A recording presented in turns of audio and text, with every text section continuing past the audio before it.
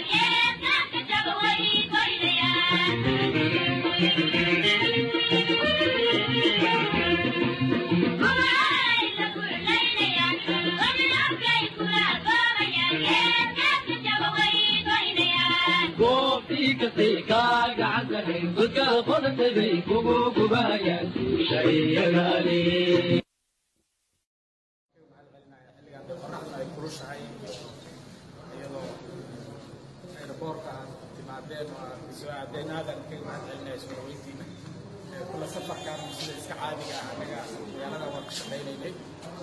haddana shaqooyinkii aan ka haynay iyo hawlaheennii aan safar aan ku baxnay kadib dib ugu soo laabtay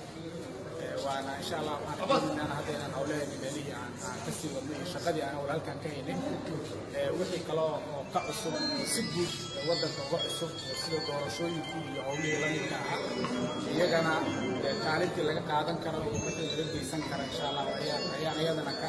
ka